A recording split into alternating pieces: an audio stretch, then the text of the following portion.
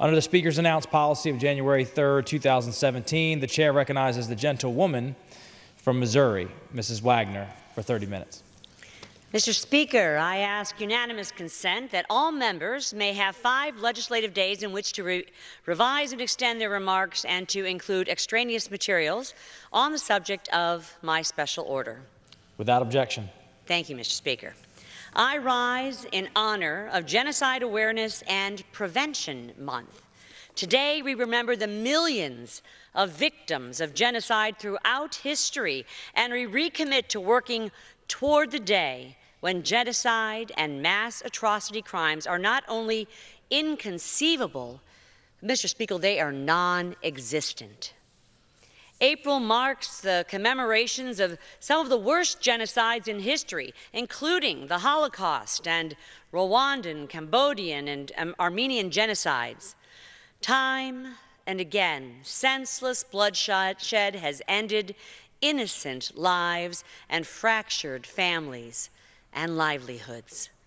My hometown of St. Louis is home to the largest Bosnian community outside of Bosnia and Herzegovina. This community has shaped what the city looks and feels like. It has added great cultural diversity to the city, immense intellectual capital, thriving small businesses, and a strong religious presence. 2 decades ago, members of our Bosnian community were refugees. In 1995, Orthodox Serbs under the command of General Ratko Mladic initiated a horrific ethnic cleansing campaign against majority Muslim Bosniaks.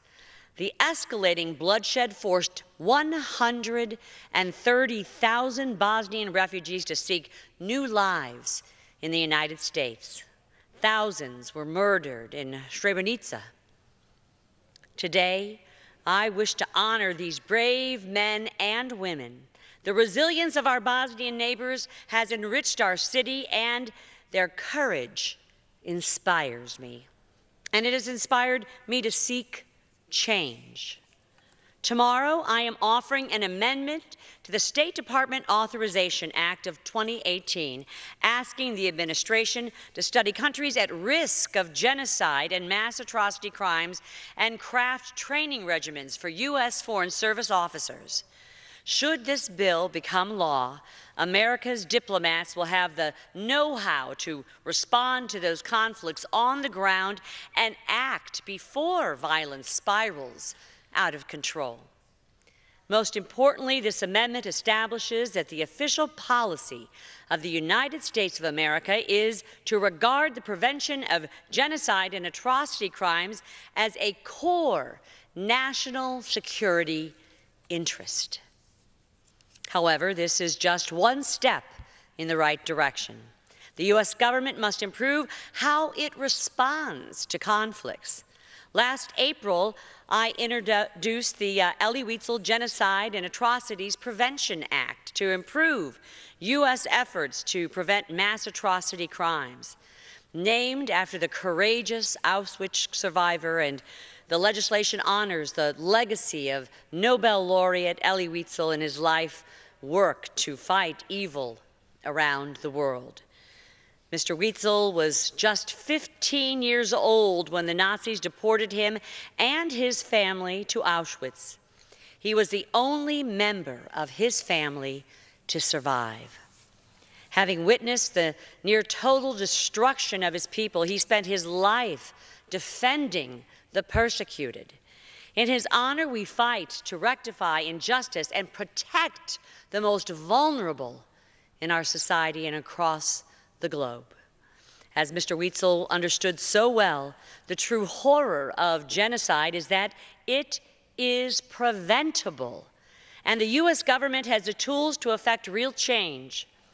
The Elie Wiesel Act would affirm the mission of the United States Atrocities Prevention Board and its work to coordinate prevention and response efforts.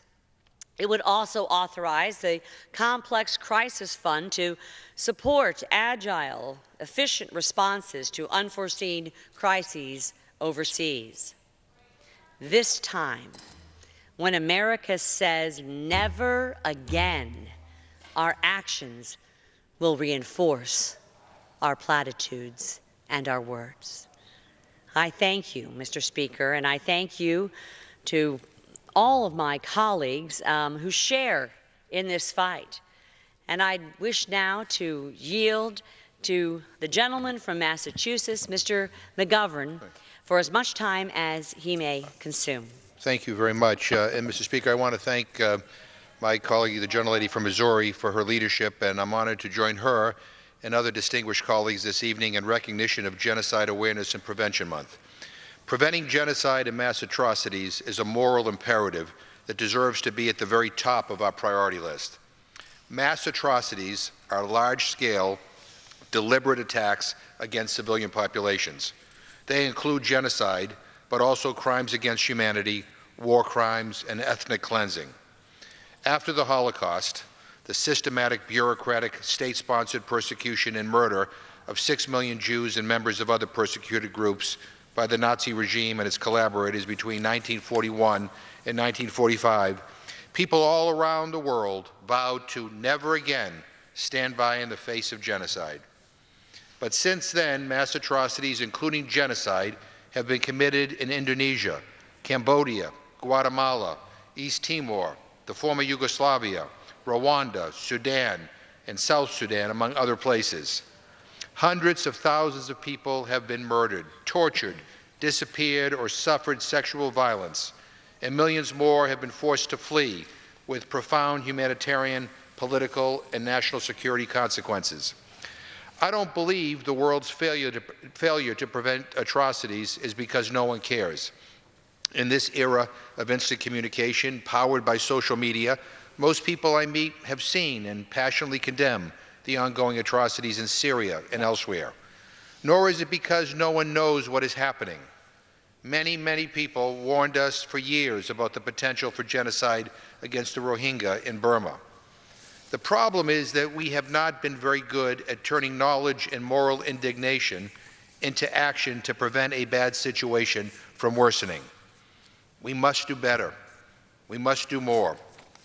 This year, in the Tom Lantos Human Rights Commission, which I co-chair along with my colleague, Congressman Randy Hultgren, we are looking at the tools we have as U.S. policymakers to prevent mass atrocities and asking how we can strengthen them. We are asking what it would mean to institutionalize an atrocity prevention's lens, so we don't wait until it's so late and the problem is so big that all we can do is lament the immorality and the inhumanity and then provide humanitarian aid to the victims and survivors.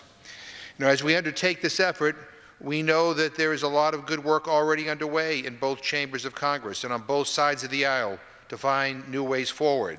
One example is H.R. 3030, the Elie Wiesel Genocide and Atrocities Prevention Act of 2017, led by Representative Ann Wagner and co-sponsored by both myself and Representative Hultgren. We also recognize that government officials cannot do this work alone.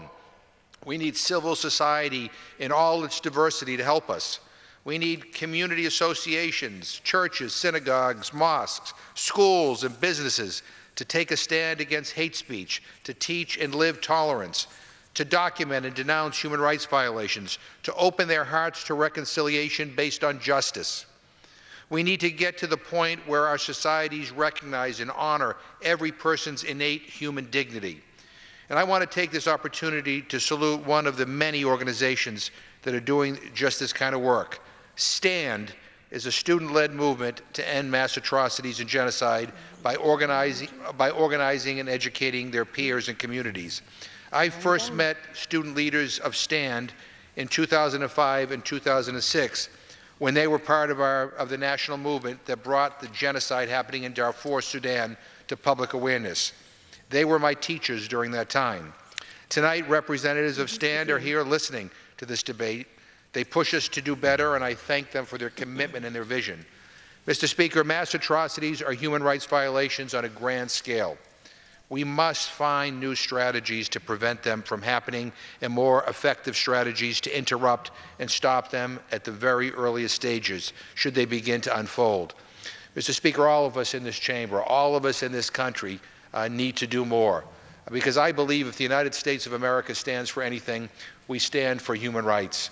We need to be better. We need to be more effective in preventing these mass atrocities and these genocides. So I'm very proud to stand with my colleagues in these efforts. I want to thank the gentlelady from Missouri for her incredible leadership, and I'm honored to participate in this special order with her, and I yield back my time. I thank the gentleman from Massachusetts, Mr. McGovern, for his outstanding words and his support and that of Representative Randy Holkgren on sponsoring and co-sponsoring with me my piece of legislation, the Elie Wiesel Genocide and Atrocities Prevention Act.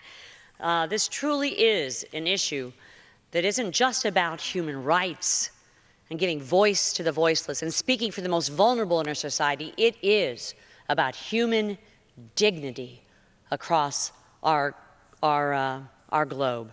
It's about the U.S. responding to these conflicts in the way that only we can and should do, and provide the kind of moral authority and support to do so through both our Congress and through our Foreign Service officers and others that are working across the globe. So I thank the gentleman for his kind words. And now it's my pleasure to recognize the gentlelady from New York, Ms. Claudia Tenney, for as much time as she may consume. Thank you, Mr. Speaker, and thank you, Congresswoman Ann Wagner. You are just a wonderful inspiration for me as a new member. I also want to thank Congressman McGovern for his comments. This is really important that you're hosting tonight's special order on genocide awareness and prevention. During the month of April, we joined together to honor victims and survivors, to educate the public about genocide, hard to believe it's happening in our time, and to advocate for the prevention of future atrocities. In the past 150 years, tens of millions of men, women, and children have lost their lives during brutal genocides and mass atrocities. Millions have been tortured, raped, and forced from their homes. Some of the darkest moments in the world history have occurred, oddly enough, in the month of April. In April 1933, the Nazi Party began its boycott of Jewish-owned businesses. This marked the beginning of a campaign of hatred that led to the murder of 6 million Jews. My district is home to thousands of refugees from the former Yugoslavia. I have a long history with Yugoslavia. I began my study of the country of Yugoslavia in 1981 when I first participated as a student, a college student from Colgate University, in a semester abroad, and we traveled throughout the entire Yugoslavia in all the different principalities and republics. It was a spectacular and beautiful country, and it sparked a lifelong interest from me in this region. And I was fell in love with the country. I'm fascinated by the people that were there who've survived conquest, from whether it was the Ottoman Empire to being part of so many other parts of human history. We're also victims during the Nazi invasion as well during World War II.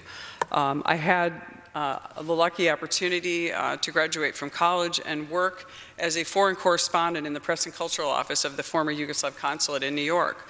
I also worked at that time alongside with ABC Sports during the Winter Olympics held in Sarajevo in 1984. The war in Yugoslavia was a tragic saga in the history of human experience, and especially for me with my long history and love of the country and the people that inhabited this part of the world. I work with people from the consulate, from all the republics and autonomous provinces from the former Yugoslavia. It just seemed unthinkable to me that this human genocide could occur in the region of the world which had experienced many occupying forces due to its very unique and very important geopolitical strategic location in the world. Yugoslavia was always known as the gateway between East and West, the place where you could get from Europe through Yugoslavia to eventually the Middle East along the Mediterranean. This region had diverse culture, religion, and people from all parts of Europe and the Middle East and the world, all united together for centuries, actually, living alongside each other with different values. Certainly they had their differences, but sadly, unfortunately, after all this history of unrest, the war in Yugoslavia eventually elicited the worst in humankind and was witness to one of the most horrific genocides in our generation against Bosnian citizens. To the Bosnian community, April, again, marks 26 years since the beginning of the siege in Sarajevo, Bosnia. The horrific period of violence lasted for over 3.5 years and was the longest siege in modern warfare. All told, over 10,000 people, including 1,500 children, were killed in Sarajevo during this siege. In 1995, the worst massacre within Europe since World War II took place. The Srebrenica massacre killed more than 8,000 Bosnian boys and men during the Bosnian War. In addition to these horrific killings, more than 20,000 civilians were expelled from the area. Many of these Bosnian refugees emigrated to my region. We're thrilled to have them. And it's just worth noting that my son was actually a student in the after-school program at the Jewish Community Center in my area. And the Jewish Community Center was actually instrumental in helping to find safe refuge in our community for these Bosnian Muslims who were suffering this unconscionable genocide and atrocities against them. I think it was the solidarity and the sympathy and the understanding, the true understanding of genocide that our Jewish citizens recognized in our region. And we are grateful to them, and we're also grateful to the Bosnian community for the decision to have so many wonderful Bosnian families visit our city and now remain as citizens. They've provided the same ingenuity and the entrepreneurship and the vibrancy and the creativity that I remember during my days of studying this very special part of the world. And I'm especially grateful to them for enabling me to sustain the bond that developed between me, my family, who have all traveled to that part of the world, and this amazing group of people for the past 37 years of my life. It's become almost a vocation for me, just my study of Serbo-Croatian and my study of this region. And as we mark these tragedies of the past, we must not overlook what is taking place in the present. I just want to mention a little bit about my city. Utica, New York has been recognized as one of the friendly cities to refugees. The City of Utica School District now has over 42 languages spoken. And so we have a number of people coming from war-torn areas where we have very graciously and also very generously, our communities has accepted them and provided them a home. But I want to just highlight one of the communities that is in our region as well. And those are the people from Myanmar and over 700,000 Rohingya people who have fled the Rakhine state in the face of expulsions and violent persecution at the hands of government forces. In Syria, Bashar al-Assad's military butchers its own citizens and uses chemical weapons without regard for international law. Under this dark cloud of atrocities and massive human rights violations, both present and past, I just want to join with my colleagues today in remembering these and remembering to ensure that these lessons are never forgotten. But more important, if we could only make sure they are never repeated.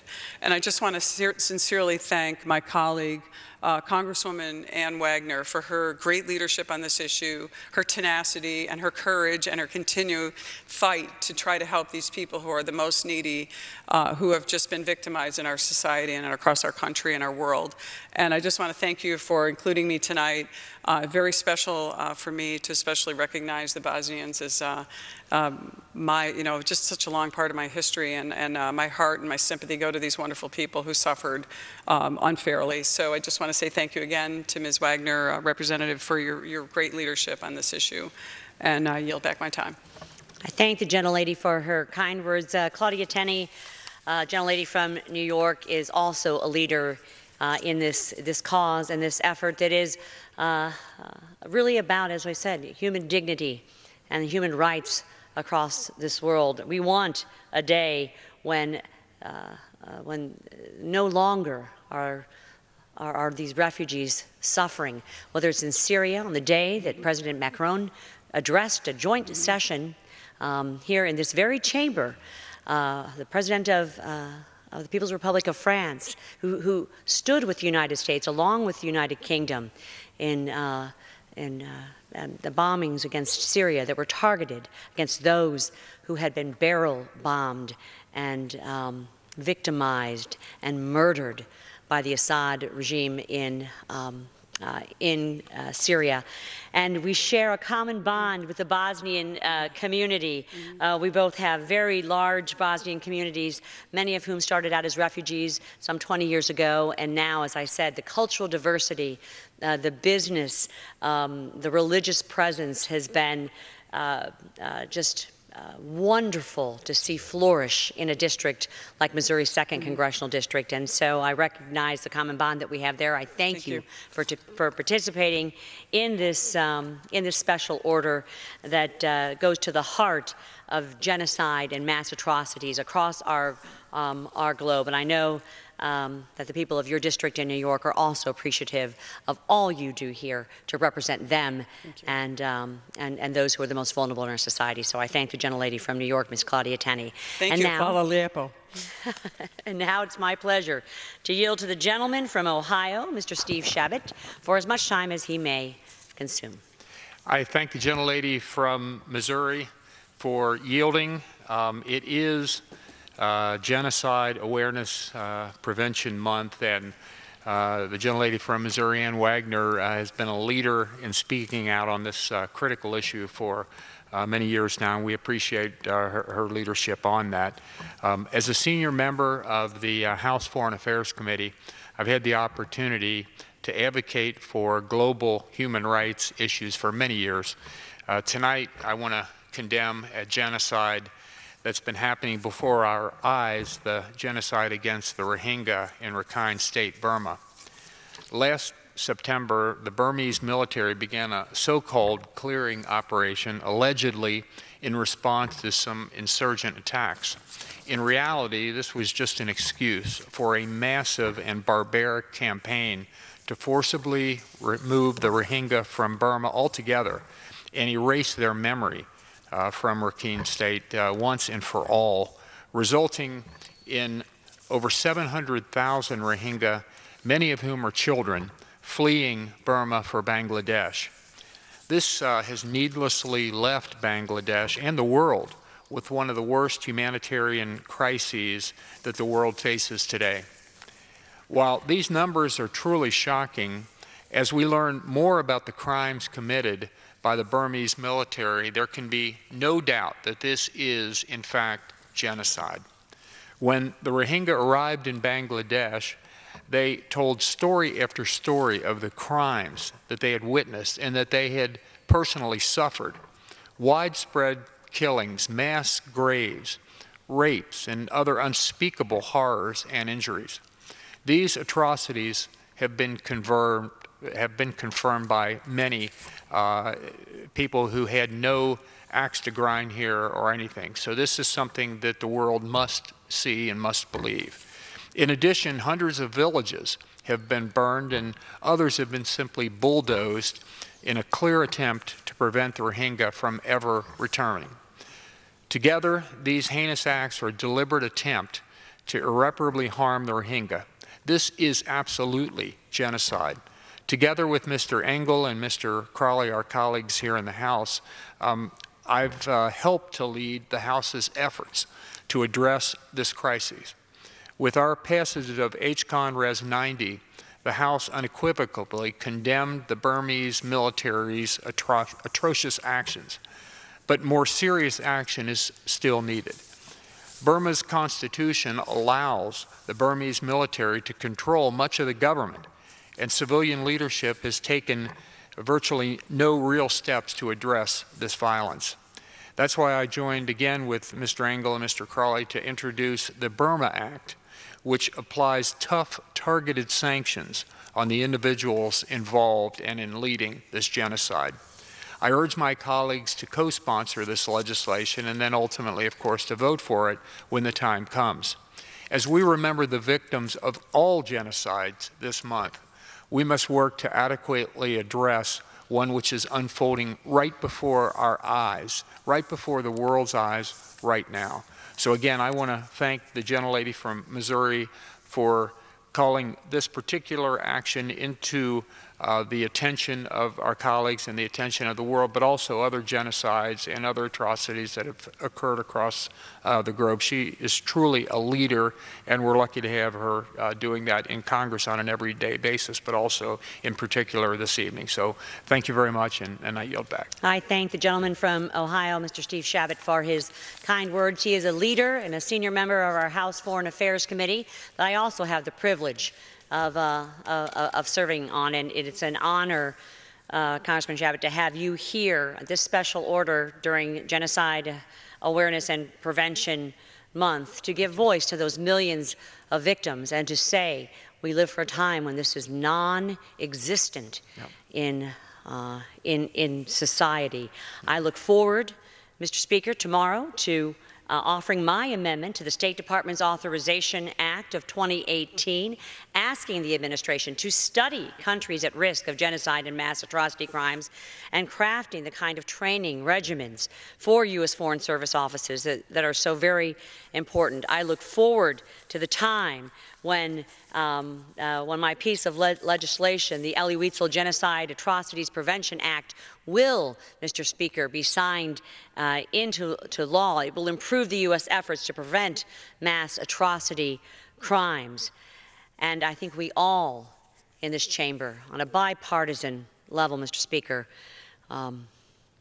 continue to hope and, more importantly, to work towards a time when America says, never again, and our actions reinforce our words. So with that, Mr. Speaker, I'd like to thank my colleagues for coming out. I'd like to thank those advocates, the Friends Committee on National Legislation, STAND, Together We Remember, the Carl Wilkins Fellowship, and so many others that stand with the victims of genocide and mass atrocities. It's an honor to be with my colleagues here tonight and with the advocacy groups that stand for the millions that say never again. And I yield back, Mr. Speaker, the balance of my time. The gentlelady yields back. Does the gentlelady have a motion? Mr. Speaker, I offer a motion to adjourn. The question is on the motion to adjourn. Those in favor say aye. Those opposed, no. The ayes have it. The motion is adopted. Accordingly, the House stands adjourned until 10 a.m. tomorrow for morning hour debate. Hi everybody, just a quick reminder, Mox News survives solely on your tips and contributions. It's easy to make a contribution or a tip or leave a tip at moxnews.com, or there are clickable links in the text body of this video. It should take the average person, most people, probably less than 2 minutes. Thanks very much for your time and your continued support. Stay cool, Wednesdays. This war is going to end. Till that day.